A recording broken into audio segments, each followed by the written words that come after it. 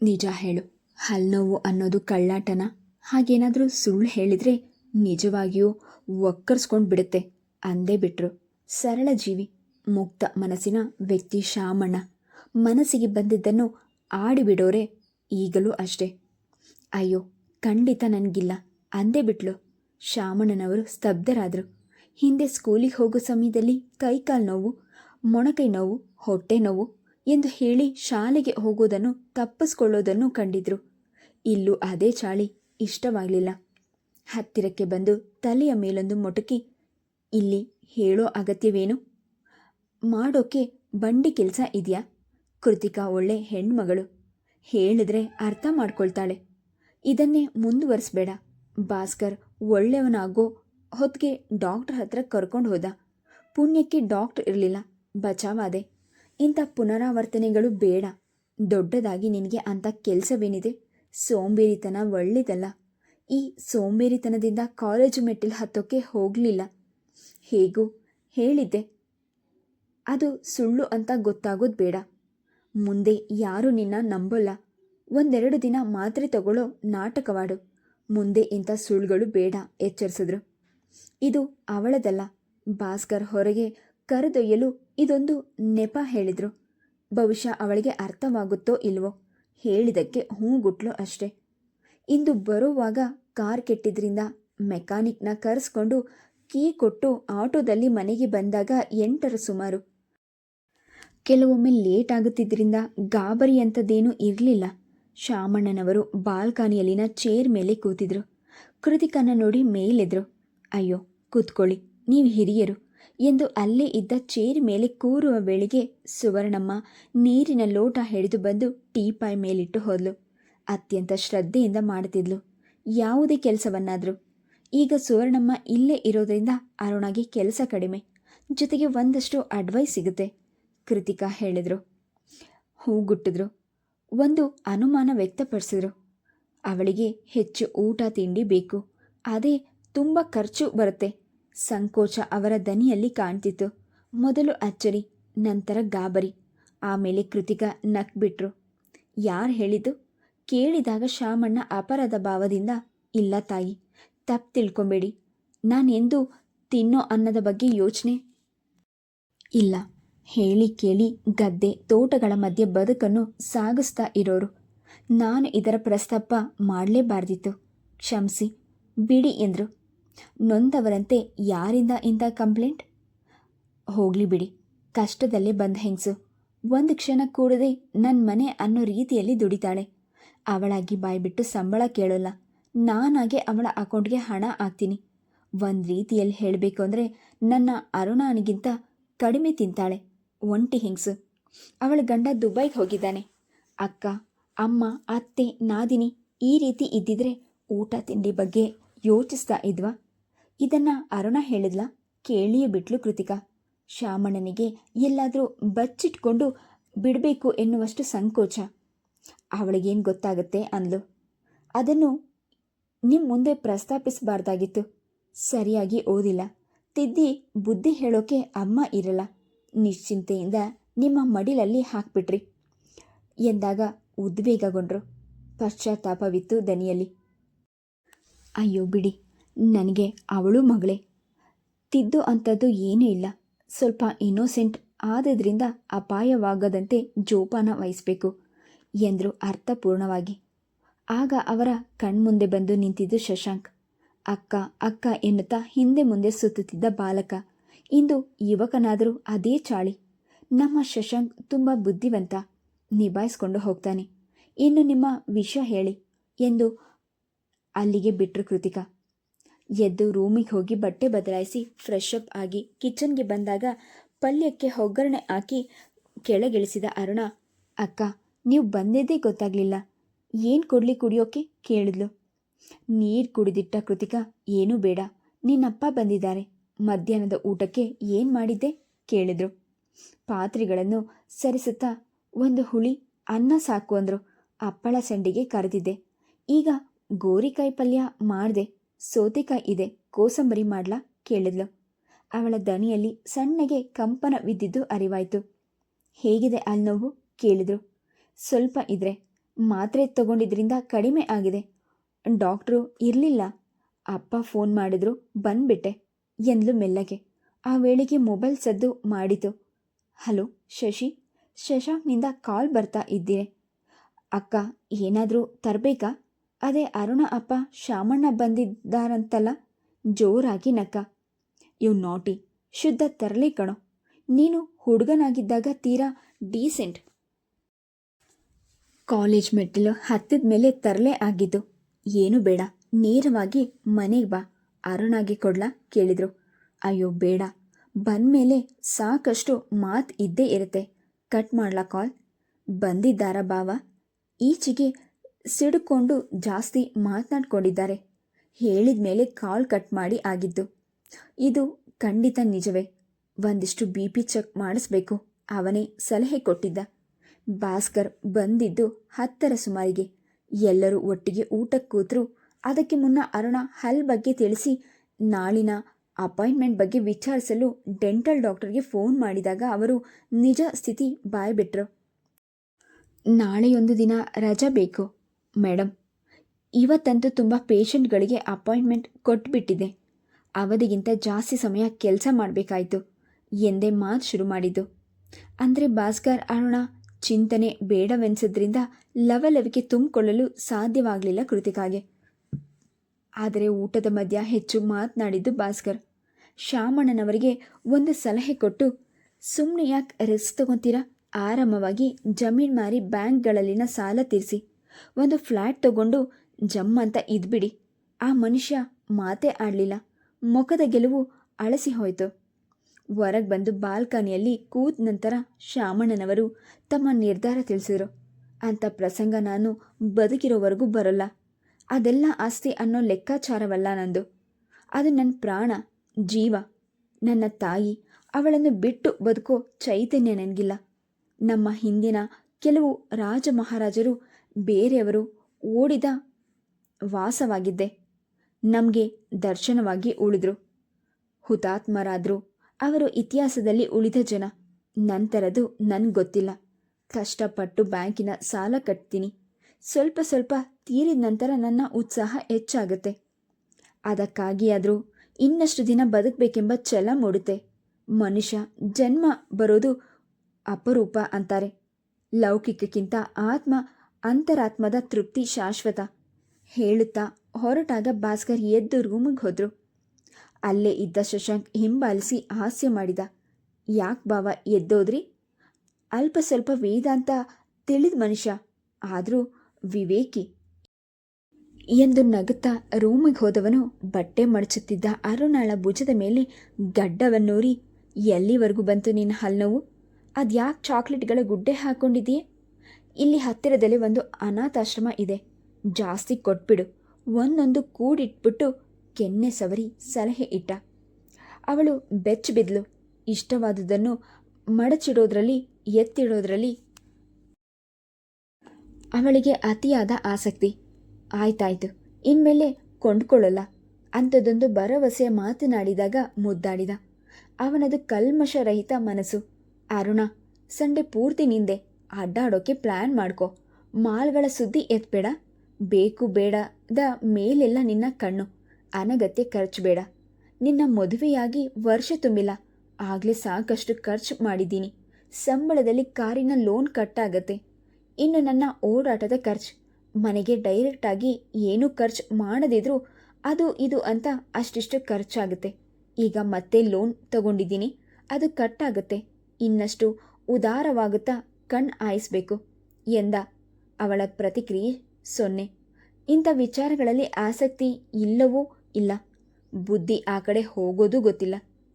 ಆ ವೇಳೆಗೆ ಶಾಮಣ್ಣನ ದನಿ ಕೇಳಿ ಹೊರಗೆ ಬಂದ್ಲು. ಆದರೆ ಅರುಣ ಎಂದರೆ ಅವನಿಗೆ ಪ್ರೀತಿಯೇ. ಒಂದಿಷ್ಟು ಓಡಾಡಿಯೇ ಭಾಸ್ಕರ್ ರೂಮಿಗೆ ಬಂದಿದ್ದು.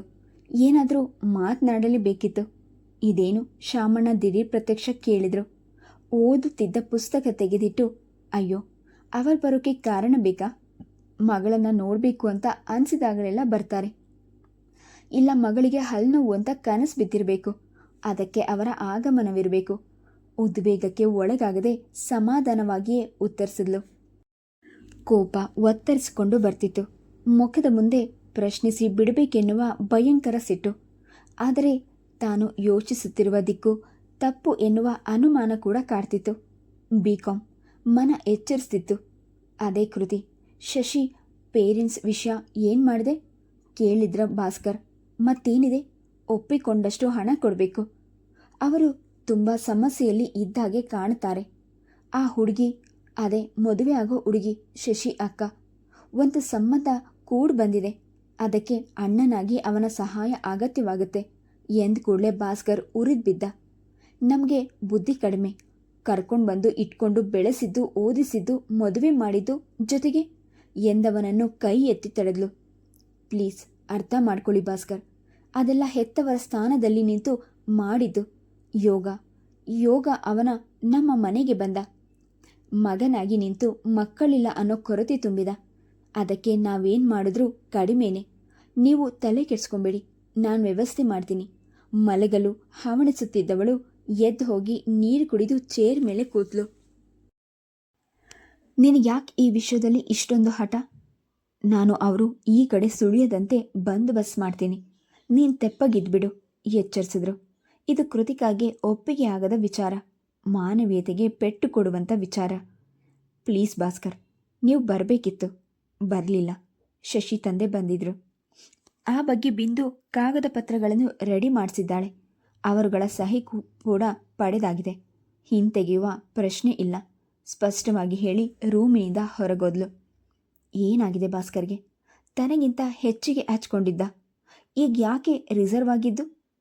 ಅದರ ಹಿಂದೆ ಏನಾದರೂ ಪ್ರಬೋಲನೆ ಇದೆಯಾ? ಕೃತಿಕಾಗೆ ತಲೆ ಕೆಟ್ಟಂತಾಯಿತು. ವಿಚಿತ್ರ ಎನಿಸಿತು ಕೂಡ. ಕೃತಿಕಾ ಹೆಚ್ಚು ಕಡಿಮೆ ಇಡೀ ರಾತ್ರಿ ಯೋಚಿಸುತ್ತಲೇ ಇದ್ಲು. ಸಂಡೇ ಹೆಚ್ಚು ಕಡಿಮೆ ಎಲ್ಲ ಮನೆಯಲ್ಲೂ ಇದ್ರು. ಆಗ ತಾನೇ ಬ್ರೇಕ್ಫಾಸ್ಟ್ ಮುಗಿಸಿ ಭಾಸ್ಕರ್ ಹೊರಗೆದ್ದು ಹೋದ್ರು. ಶಶಾಂಕ್ ಬಂದು ಬ್ಯಾಗ್ ತುಂಬ ತುಂಬಿಕೊಂಡು ಬಂದಿದ್ದನ್ನು ಡೈನಿಂಗ್ ಟೇಬಲ್ ಮೇಲೆ ಸುರಿದ. ಹೆಚ್ಚಿನದು ಎಲ್ಲ ಬ್ರ್ಯಾಂಡ್ಗಳ ಚಾಕ್ಲೇಟ್ಗಳ ಬಾರ್ಗಳು, ಸಣ್ಣ ಪುಟ್ಟ ಪರ್ಸ್ಗಳು, ಕರ್ಚಿಫ್ಗಳ ದೊಡ್ಡ ರಾಶಿ. ಅಕ್ಕ, ಸ್ವಲ್ಪ ನೋಡ್ಬಾ, ಇದರಲ್ಲಿ ನಾನು ಕೊಡಿಸಿದ್ದು ಒಂದೂ ಅಲ್ಲ. ಇವಳು ಕೊಂಡದ್ದು ಹೇಗೆ? ಶಾಮಣ್ಣ ಕೊಡಿಸೋ ಪೈಕಿ ಅಲ್ಲ. ಲಿಪ್ಸ್ಟಿಕ್ ಸೆಟ್ ದೊಡ್ಡ ನಮೂನೆಗಳೇ ಇದೆ. ನಮ್ಮ ಅಪ್ಪನ ಆಣೆ ನಾನು ಕೊಡಿಸಿದ್ದಲ್ಲ. ಇವೆಲ್ಲ ಇವಳಿಗೆ ಹೇಗೆ ಬಂತು? ಹಠಕ್ಕೆ ಬಿದ್ದವನಂತೆ ಕೇಳಿದಾಗ ಕೃತಿಕಾಗೆ ಏನು ಹೇಳಬೇಕು ಗೊತ್ತಾಗಲಿಲ್ಲ. ಹೆಚ್ಚು ಕಡಿಮೆ ಇದೆಲ್ಲ ಭಾಸ್ಕರ್ ಕೊಡಿಸಿರ್ಬೇಕು. ಅದನ್ನು ಒಪ್ಕೊಂಡಾರ? ದಿಕ್ಕು ತೋಚದಂತಾಯಿತು. ಹಠದಿಂದ ಒಪ್ಪಿಸೋದು ಬೇಡವಾಗಿತ್ತು. ಬಿಡು ಶಶಿ, ನಾನು ಕೆಲವನ್ನು ಕೊಡಿಸಿರ್ಬೋದು. ಇನ್ನು ಶಾಮಣ್ಣ, ಭಾಸ್ಕರ್, ನೀನು ಈಗ ನೆನಪಾಯ್ತಾ? ಎದುರು ಫ್ಲ್ಯಾಟ್ಗೆ ಒಂದು ಹೊಸ ಜೋಡಿ ಬಂದಿದೆ.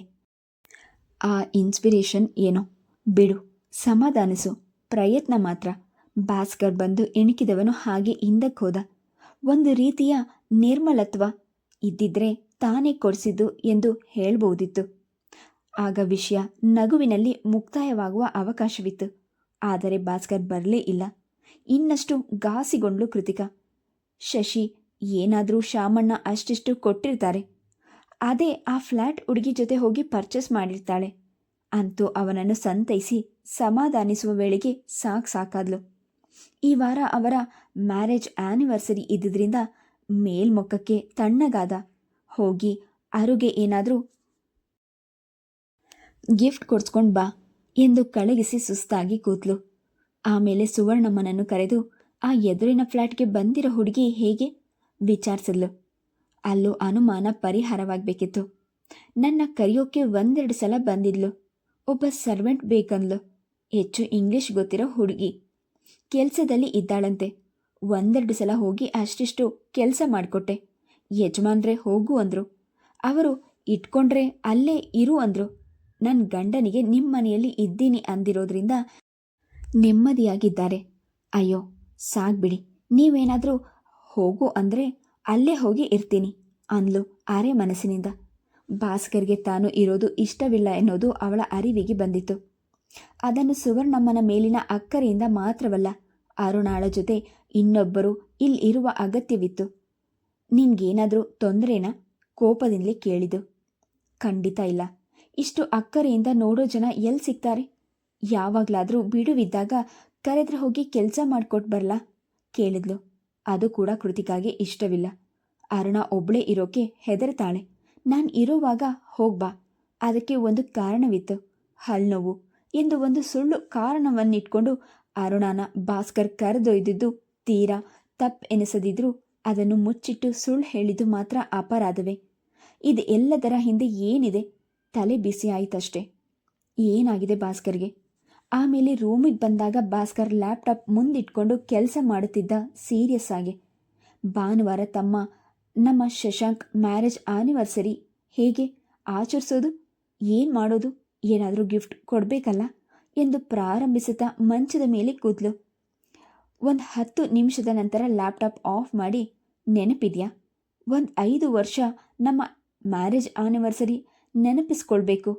ಪುರ್ಸೊತ್ತು ಇರಲ್ಲ. ಬರೀ ದೇವಸ್ಥಾನಕ್ಕೆ ಹೋಗಿ ಕೈ ಮುಗಿದು ಬಂದಿದ್ದು ಮಾತ್ರ ನೆನಪಿದೆ. ಅಬ್ಬಾ, ಅದೆಂಥ ಕಷ್ಟದ ದಿನಗಳು ಎಂದು ನೆನಪಿನ ಆಳಕ್ಕೆ ಇಳಿಯುತ್ತಾ ಕೃತಿಕಾ ಹಿಂದಕ್ಕೋಗಿ ಭಾವುಕಳಾಗಿದ್ದು. ಆಗ ನಮ್ಮನ್ನು ಉಳಿಸಿದ್ದು ಬೆಳೆಸಿದ್ದು ಪ್ರೀತಿ. ಅದಕ್ಕೆ ಎಂಥ ಪವರ್ ಇತ್ತು. ಮೈ ಮರೆತು ನುಡಿದ್ಲು. ಒಂದು ಮಾತು ಭಾಸ್ಕರ್, ಆಗ ನಾವು ಎಂಥ ಸ್ಥಿತಿಯಲ್ಲಿ ಇದ್ವಿ. ಹುಟ್ಟಿದ್ದೆ ಒಬ್ಬರಿಗಾಗಿ ಒಬ್ಬರು ಅನ್ನೋ ಅಷ್ಟು ಭಾವುಕತೆ. ಮೈ ಮರೆತ್ಲು. ಆ ಕ್ಷಣಗಳೇ ಅದ್ಭುತ. ಪ್ರೀತಿ ಎಂದರೆ ಹಿಂದೆಂದೂ ಕಾಣಲಾಗದ ಭಾವಯಾನ, ಸುಮಧುರ ಕನಸುಗಳ ಸುಳಿದಾಟ, ಪ್ರಕೃತಿಯ ಚಮತ್ಕಾರ. ಅಷ್ಟೊಂದು ಹಚ್ಕೊಂಡಿದ್ದ ಮನೆಯವರನ್ನೆಲ್ಲ ಬಿಟ್ಟು ಪೂರ್ತಿ ನಿಮ್ಮ ಧ್ಯಾನವೇ ಇದೆಲ್ಲ ಹೇಗಾಯಿತು? ಅಲ್ಲಿ ಕರ್ತವ್ಯಗಳು, ಜವಾಬ್ದಾರಿಗಳು ಮರ್ತ ಬರೀ ನಿಮ್ಮ ಎದೆ ಆಸರೆಗೆ ಕಾಯುವ ಪ್ರೇಮದ ಪಕ್ಷಿಯಾಗಿದೆ ಎಂದ ಕೃತಿಯನ್ನು ಬಿಗಿಯಾಗಿ ಅಪ್ಕೊಂಡ ಭಾಸ್ಕರ್. ಅವನ ಮನೆಯವರದು ವಿಪರೀತ ವಿರೋಧವಿತ್ತು. ಅವಳನ್ನು ವಿವಾಹವಾದರೆ ಈ ಮನೆಯ ಸಂಬಂಧ ಮುಗಿಯಿತು. ಹೆತ್ತವರ ಆರ್ಭಟಕ್ಕೆ ಅವನು ಬೆಚ್ಚಲಿಲ್ಲ, ಬೆದರಲಿಲ್ಲ, ತನ್ನ ನಿರ್ಧಾರ ಬದಲಾಯಿಸಲಿಲ್ಲ. ಸಾಧ್ಯವೇ ಇಲ್ಲ, ಕೃತಿಕಾನ ಬಿಟ್ಟು ಬದುಕೋ ಶಕ್ತಿ ನನಗಿಲ್ಲ ಎಂದು ಮನೆಯಿಂದ ಹೊರ ಬಂದಿದ್ದ. ಅದೆಂಥ ಗಟ್ಟಿ ನಿರ್ಧಾರ. ನೆನಪುಗಳು ಸಿಹಿ ಕಹಿ ಎನಿಸಿತು. ಜೊತೆಗೆ ಇಬ್ಬರಲ್ಲೂ ಒಂದು ಪ್ರಶ್ನೆ ಮೂಡಿತು. ಭವಿಷ್ಯ ತಾವಿಬ್ಬರು ಬೇರೆಯಾಗಿದ್ದರೆ ಸತ್ ಹೋಗ್ತಿದ್ವಾ? ಉತ್ತರ ಸಿಗ್ತಿರ್ಲಿಲ್ಲ. ಸುವರ್ಣಮ್ಮನಿಗೆ ಹುಷಾರಿಲ್ಲವೆಂದು ಸ್ವತಃ ಕೃತಿಕಾನೆ ಕ್ಲಿನಿಕ್ಕಿಗೆ ಕರೆದೊಯ್ದು ಕರೆ ತಂದ್ಲು. ಮಾತ್ರೆ ಪ್ರಿಸ್ಕ್ರಿಪ್ಷನ್ಸ್ ಚೀಟಿಯನ್ನು ಅರುಣ ಕೈಗೆ ಕೊಟ್ಟು, ಸಮಯಕ್ಕೆ ಸರಿಯಾಗಿ ಮಾತ್ರೆ ಕೊಡು, ಅವಳಿಗೆ ಹೆಚ್ಚು ಕೆಲಸ ಹೇಳಬೇಡ, ಕುಡಿಯೋಕೆ ಬಿಸಿನೀರು ಕೊಡು, ಊಟ ತಿಂಡಿ ಬಿಸಿ ಬಿಸಿಯಾಗಿ ಇರಲಿ, ನಾನು ಆಫೀಸಿಗೆ ಹೋಗಿ ಬರ್ತೀನಿ ಹೊರಟ್ಲು. ಕಾರ್ ಸ್ಟಾರ್ಟ್ ಮಾಡಿದವಳು ಹಿಂದಕ್ಕೆ ಬಂದ್ಲು. ಹಿಂದಿನ ದಿನ, ಅಕ್ಕ, ಇನ್ಮೇಲೆ ನೀನು ಇಲ್ಲೇ ಇರ್ತೀಯಾ ಅಂತ ನನಗೆ ಇನ್ಫಾರ್ಮೇಷನ್ ಸಿಕ್ತು. ನೇರವಾಗಿ ಅಲ್ಲಿಗೆ ಬಂದ್ಬಿಡ್ತೀನಿ. ಲಂಚ್ಗೆ ಅಣಕಿಸಿದ. ಮೊಬೈಲ್ ಸಿಗ್ನಲ್ ಮೂಲಕ ಕಂಡು ಹಿಡಿಯಬಹುದಿತ್ತು. ಹಿಂದಕ್ಕೆ ಬಂದವಳು ಆ ಮೊಬೈಲ್ ಕಬೋರ್ಡ್ನಲ್ಲಿರಿಸಿ ನೇರವಾಗಿ ಬಂದಿದ್ದು ಬಿಂದು ಮನೆಗೆ. ಅವಳಿಗೆ ಹಾಲಿಡೇ ಇತ್ತು. ಮೈ ಗಾಡ್, ಇದೇನು ಸರ್ಪ್ರೈಸ್! ಸೂರ್ಯ ಏನಾದರೂ ದಿಕ್ ಬದಲಾಯಿಸಿದಾನ ಕೇಳಿದ್ಲು ಕೂದಲನ್ನು ಗಂಟು ಹಾಕುತ್ತಾ. ಎಂಥದ್ದು? ನನ್ನ ಮೊಬೈಲ್ ಎಲ್ಲೋ ಬಿಟ್ಟಿದ್ದೀನಿ. ನಿನ್ನ ಹತ್ರ ಒಂದು 4 ಮೊಬೈಲ್ಗಳಾದರೂ ಇದೆ, ಒಂದನ್ನು ಕೊಡು. ಬಿಂದುವಿನಿಂದ ಪಡೆದು 3-4 ಸಲ ಕಾಲ್ ಮಾಡಿದ್ಲು. ಪಿಕ್ ಮಾಡಿದರೆ ಎಲ್ಲಿದೆ ಅಂತ ಗೊತ್ತಾಗತ್ತೆ. ಸದ್ಯಕ್ಕೆ ಇದನ್ನು ಇಟ್ಕೋ. ಈಗ ಎಮರ್ಜೆನ್ಸಿ ಅಂದರೆ ಯಾರಿಗಾದರೂ ಕಾಲ್ ಮಾಡ್ಬೋದು. ಈಗ ಮೊಬೈಲ್ಗಳನ್ನು ಹುಡುಕೋದು ಕಷ್ಟವಲ್ಲ. ಸಿಮ್ ತೆಗೆದು ಎಲ್ಲಾದರೂ ಎಸೆದು ಮೊಬೈಲ್ ಅವರು ಇಟ್ಕೊಂಡ್ರೆ. ಆ ವೇಳೆಗೆ ಕುಕ್ಕರ್ ಸದ್ದು ಕೇಳಿ ಹೊಳಗೆ ಹೋದ್ಲು ಬಿಂದು. ಏ ಬಿಂದು, ಬರ್ತೀನಿ ಕಣೆ ಹೊರಟ್ಲು. ಸದ್ಯಕ್ಕೆ ಅನುಮಾನದ ಸ್ವಭಾವ ಅವಳಿಗೆ ಒಗ್ಗದ್ದು. ಆ ವೇಳೆಗೆ ಎದುರಾದದ್ದು ಶಶಾಂಕ್ ಕಾರು. ಪಕ್ಕಕ್ಕೆ ನಿಲ್ಲಿಸಿ ಕೈ ಆಡಿಸುತ್ತಾ ಬಂದವ ಕಾರ್ ಪಕ್ಕಕ್ಕೆ ಪಾರ್ಕಿಂಗ್ ಸ್ಪಾಟ್ನಲ್ಲಿ ನಿಲ್ಲಿಸಿ, ಬರ್ತೀನಿ, ಒಂದು ಇಂಪಾರ್ಟೆಂಟ್ ವಿಷಯ ಮಾತನಾಡೋದಿದೆ ಅಂದಾಗ ಕೃತಿಕಾಗಿ ಗಾಬರಿ. ದೊಡ್ಡ ಪ್ಲಾಸ್ಟಿಕ್ ಬೌಲ್ಗೆ ಸುರಿದಿದ್ದ ಚಾಕ್ಲೇಟ್ ಜೊತೆ ಇತರೆ ಸೌಂದರ್ಯ ಸಾಧನಗಳನ್ನು, ಅದು ಇನ್ನೂ ಅವರ ಬೆಡ್ರೂಮ್ ಮಂಚದ ಕೆಳಗೆ. ಕೃತಿಕಾ ಎದೆ ಡವಗುಟ್ಟಿತು. ಎಲ್ಲ ದೇವರುಗಳಿಗೂ ಕೈ ಮುಗಿದುಬಿಟ್ಲು. ಶಶಾಂಕ್ನಲ್ಲಿ ಯಾವ ರೀತಿಯ ಅನುಮಾನದ ಬೀಜ ಮೊಳಕೆ ಒಡೆಬಾರಬಹುದು. ಸುಸ್ತಾದವಳಂತೆ ಪೂರ್ತಿ ಕಾರ್ ಸೀಟಿನ ಹಿಂಬಕ್ಕೆ ಹೊರಗದ್ಲು. ಒಲವೇ ಜೀವನ ಸಾಕ್ಷಾತ್ಕಾರ ಎಂದು ಹಾಡುತ್ತಾ ಒಲವಿನ ಬೆನ್ನೆತ್ತಿ ಭಾಸ್ಕರ್ನನ್ನು ವಿವಾಹವಾಗಿದ್ಲು. ಒಲವು ಅಂದ್ರೇನು? ಆ ವೇಳೆಗೆ ಬಂದ ಶಶಾಂಕ್, ಸಾರಿ ಅಕ್ಕ, ನೀವು ಸ್ವಲ್ಪ ಜರುಕೊಳ್ಳಿ ಎಂದು ಡ್ರೈವರ್ ಸೀಟ್ ಮುಂದೆ ತಾನು ಕೂತ. ಸೀದಾ ಬಿಂದು ಮನೆ ಕಾಂಪೌಂಡ್ನಲ್ಲಿ ಕಾರ್ ನಿಂತಿತು. ಡೋಂಟ್ ವರಿ, ಸ್ವತಃ ಹೋಗಿ ನಿಮ್ಮ ಆಫೀಸ್ CEO ಭೇಟಿ ಮಾಡಿ ಲೀವ್ ಲೆಟರ್ ಕೊಟ್ಟು ಬಂದಿದ್ದೀನಿ. ಇವತ್ತೆಲ್ಲ ಫ್ರೀ. ಬಿಂದು ಅಕ್ಕನಿಗೂ ಹೇಳಿದ್ದೀನಿ, ಖುಷಿಯಿಂದ ನುಡಿದ. ಯಾಕೆ ಅಂತ ಮಾತ್ರ ಅರ್ಥವಾಗಲಿಲ್ಲ ಕೃತಿಕಾಗೆ. ತಾನು ಮೊದಲು ಇಳಿದು ಅವರು ರೆಡಿ ಇದ್ದಾರೇನೋ ನೋಡ್ಕೊಂಡು ಬಂದ್ಬಿಡ್ತೀನಿ, ಕ್ರಾಪ್ನ ಹಿಂದಕ್ಕೆ ತಳ್ಳುತ್ತಾ ಹೋದ. ಎಷ್ಟು ಮುದ್ದಾಗಿ ಕಾಣುತ್ತಿದ್ದವನು ಸೊಪ್ಪಾಗಿ ಬೆಳೆದಿದ್ದ. ಅಲ್ಲಿ ಕಳೆದುಕೊಂಡಿದ್ದ ಧಾರಾಳವಾಗಿ ಇಲ್ಲಿ ಸಿಕ್ಕಿತು. ಮಮತೆಯ ಹೊನ್ನಲವನ್ನೇ ಹರಿಸಿದ್ರು. ಅವನ ಪೋಷಣೆಯಲ್ಲಿ ಭಾಸ್ಕರ್ ಮತ್ತು ಕೃತಿಕಾ. ಆದರೆ ಇತ್ತೀಚೆಗೆ ಅವನ ಬಗ್ಗೆ ಭಾಸ್ಕರ್ ಬದಲಾಗಿದ್ದ. ಅವನಾಗಿ ಹೇಳಿದ ಹೊರತು ಊಹಿಸಲಾಗದು. ರೆಡಿಯಾಗಿಯೇ ಇದ್ದ ಬಿಂದು ಏಯ್ ಎಂದು ಅಣಕಿಸುತ್ತಾ ಬಂದು ಕೂತು. ನನ್ನಲ್ಲಿ ಕನ್ಫ್ಯೂಷನ್ಸ್ ಇತ್ತು. ಹೇಳ್ದಂಗೆ ಬಂದಿದ್ದಾನೆ ಶಶಿ. ಒಂದು ಸಣ್ಣ ಶಾಪಿಂಗ್ ಕಾರ್ಯಕ್ರಮ. ಬಂದು ಹಿಂದಿನ ಸೀಟ್ನಲ್ಲಿ ಕೂತ ಬಿಂದು ಕೃತಿಕಾ ಕೆನ್ನೆ ತಟ್ಟಿದ್ಲು. ಸ್ನೇಹ ವರ್ಷದಿಂದ ಹರಿದು ಬಂದಿತ್ತು. ಬಹುಶಃ ದೊಡ್ಡ ರೀತಿಯ ಸ್ವಾರ್ಥವಿರಲಿಲ್ಲ. ಒಂದು ಸ್ಯಾರಿ ಸೆಂಟರ್ ಮುಂದೆ ಕಾರ್ ಪಾರ್ಕ್ ಮಾಡಿ ಇಳಿದು ಬಂದು ಕರೆದಾಗ, ಮ್ಯಾರೇಜ್ ಆನಿವರ್ಸರಿ ಇಂದು, ಅರುಣನ ಕರ್ಕೊಂಡು ಬರಬೇಕಿತ್ತು. ಅದು ಬಿಟ್ಟು ರಾಗ ಎಳೆದಾಗ, ಪ್ಲೀಸ್ ಇಳಿಯಕ್ಕ, ಗಿಫ್ಟ್ ಸರ್ಪ್ರೈಸ್ ಆಗಿ ಇರಬೇಕು ಪ್ಲೀಸ್, ಕಣ್ಣು ಕಿರಿದು ಮಾಡಿ ರಿಕ್ವೆಸ್ಟ್ ಮಾಡಿಕೊಂಡಾಗ ಕೃತಿಕಾ ಗೊಣಗಿಕೊಂಡೇ ಇಳಿದಿದ್ದು. ಆದರೂ ಹಿತವೆನಿಸಿತು ಅವಳಿಗೆ. 3 ಜನ ಸ್ಯಾರಿ ಸೆಂಟರ್ ಹೊಕ್ಕರು. ರೇಂಜ್, ಬಣ್ಣ ಪ್ರತಿಯೊಂದರ ಆಯ್ಕೆ ಅವನದೇ ಆಗಿತ್ತು. ಸಣ್ಣ ಪುಟ್ಟ ಸಲಹೆಗಳಷ್ಟೇ ಇವರದು. ಬಿಲ್ ಕೂಡ ಅವನದೇ. ಮೆಟ್ಟಿಲು ಇಳಿತಿದ್ದವನು ಒಂದು ಕ್ಷಣ ನಿಂತ. ಅಕ್ಕ, ಸುವರ್ಣಮ್ಮನಿಗೂ ಒಂದು ಸೀರೆ ಅಂದ. ನಿನಗೆ ಎಲ್ಲಾದರೂ ಲಾಟ್ರಿ ಹೊಡಿತಾ? ಹಾಸ್ಯ ಮಾಡಿದ್ಲು ಕೃತಿಕಾ. ಕೊಂಡ ಸೀರೆಗಳನ್ನು ಲೆಕ್ಕ ಹಾಕುತ್ತಾ 3 ಹಿಂದಕ್ಕೋದ್ರು. ಅವಳಿಗೂ ಒಂದು ಕಡಿಮೆ ಬೆಲೆಯ ರೇಷ್ಮೆ ಸೀರೆಯನ್ನೇ ತಂದಿದ್ದು. ಆಮೇಲೆ ರೆಸ್ಟೋರೆಂಟ್ಗೆ ಕರೆದೊಯ್ದು ಸ್ವೀಟ್ ಕೊಡಿಸಿದ ನಂತರ ವಿಷಯ ತಿಳಿಸಿದ. ನಮ್ಮ ಕನ್ಸ್ಟ್ರಕ್ಷನ್ ಕಂಪನಿಯಿಂದ ಬೋನಸ್ ಕೊಟ್ಟಿದ್ದಾರೆ. ನಿವ್ವಳ ಆದಾಯ ಲೆಕ್ಕ ಹಾಕೊಂಡು ಬೋನಸ್ ಕೊಟ್ಟಿದ್ದಾರೆ. ಮೊದಲ ಸಲ 2 ಲಕ್ಷ ನನ್ನ ಅಕೌಂಟ್ಗೆ ಜಮಾ ಆಗಿದೆ. I am happy. ಇಂಥದ್ದೊಂದು ಸಣ್ಣ ಕನಸು ಕಾಣೋ ಸ್ಥಿತಿಯಲ್ಲಿ ಕೂಡ ನಾನು ಇರಲಿಲ್ಲ. ಅಕ್ಕ, ನನ್ನ ಬದುಕಿನ ದಿಕ್ಕನ್ನೇ ಬದಲಾಯಿಸಿಬಿಟ್ಟಿದ್ದಾರೆ. ಮನ ತುಂಬಿ ಹೇಳಿದ. ಅವನಿಗೆ ಸಂತೋಷವಾಗಿ ಹಾರಾಡುವಂತಾಗಿತ್ತು. ಅಲ್ಲಿ ಕೂಡ ಇದ್ದಿದ್ದು ಸ್ವಾರ್ಥನೇ ಬಿಡು ಎಂದರು ಕೃತಿಕಾ. ಆಮೇಲೆ ಕಾರ್ ಹತ್ತಿದಾಗ ಅರುಣನ ಕರ್ಕೊಂಡು ಬಂದು ಅವಳಿಗೆ ಇಷ್ಟವಾಗಿದ್ದು ಕೊಡಿಸ್ಬೇಕಿತ್ತು ಎಂದರು ಕೃತಿಕಾ. ಮೊದಲು ನಕ್ಕಿದ್ದು ಬಿಂದು, ನಂತರ ನಕ್ಕಿದ್ದು ಶಶಾಂಕ್. ಮೈ ಗಾಡ್, ಅವಳಿಗೆ ಯಾವುದು ಇಷ್ಟ ಇಲ್ಲ ಹೇಳು? ತೀರಾ ಮಗು ತರಹ. ಎಚ್ಚರದಿಂದ ಸಂಭಾಳಿಸಿ ಬುದ್ಧಿ ಹೇಳಿ ತಿದ್ದಬೇಕು. ಅದಕ್ಕೆ ಸಮಯ ಬೇಕಾಗತ್ತೆ ಎಂದು. ಆಮೇಲೆ ಗಂಭೀರವಾಗಿ, ಅವಳ ಸ್ವಭಾವ ಅರ್ಥವಾಯಿತೇನು? ಶೋರ್, ಅಮ್ಮನ ಎಚ್ಚರವಿಲ್ಲದೆ ಬೆಳೆದ ಹುಡುಗಿ. ಕನಿಷ್ಠ ಓದಿಗೆ ಅಂಟಿಕೊಂಡಿದ್ರೆ ತನ್ನ ಪಾಡಿಗೆ ತಾನು ಬೆಳ್ಳಿಯೋಳು. ಮೊದಲಿಗೆ ಓದನ್ನು ಅಭ್ಯಾಸ ಮಾಡಿಸ್ಬೇಕು. ಕನಿಷ್ಠ ಕಾಮನ್ ಸೆನ್ಸ್ ಕೂಡ ಇಲ್ಲ.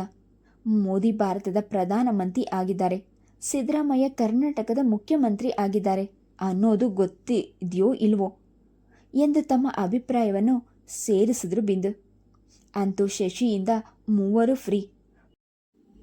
ಒಂದಿಷ್ಟು ಹಣ್ಣು ಅದು ಇದು ಖರೀದಿಸಿ ನೇರವಾಗಿ ಬಂದಿದ್ದು ನಿನ್ನೊಲುಮೆಗೆ.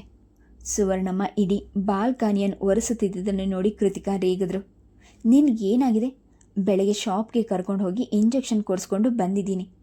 ಆಗಲೇ ಕೆಲಸ ಹಚ್ಕೊಂಡು ಕೂತಿದ್ದಿ. ಇಡು, ಹೋಗು ಒಳಗೆ ರೇಗಿ ಒಳಗೆ ಕಳಿಸಿದ್ಲು. ನಿಜವಾಗಿಯೂ ಅರುಣನ ಮೇಲೆ ಬೇಸರವಾಗಿತ್ತು. ಎಲ್ಲಿ ಹೋದ್ಲು ಈ ಹುಡುಗಿ ಎನ್ನುತ್ತಾ ಕಿಚನ್ಗೆ ಹೋದಾಗ ಅಲ್ಲೇ ಯಾರೊಂದಿಗೂ ಮೊಬೈಲ್ನಲ್ಲಿ ಮಾತನಾಡ್ತಿದ್ಲು ನಗುತ್ತಾ.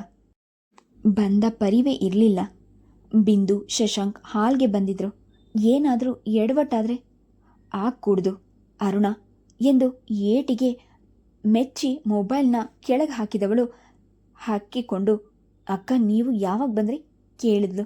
ಸ್ವರದಲ್ಲಿನ ಕಂಪನ ಕೃತಿಕಾ ಅರಿವಿಗೆ ಬಂತು. ಶಶಿ ಬಂದಿದ್ದಾನೆ ನೋಡು ಅಷ್ಟೇ ಹೇಳಿ ಹಾಲ್ಗೋದ್ರು. ಈ ಮುಂದುವರಿಕೆ ಒಳ್ಳೆಯದಲ್ಲ. ಇದು ದೊಡ್ಡ ರೀತಿಯ ಸಮಸ್ಯೆ ಎನಿಸಿತು. Please subscribe the channel, like and share. Thank you.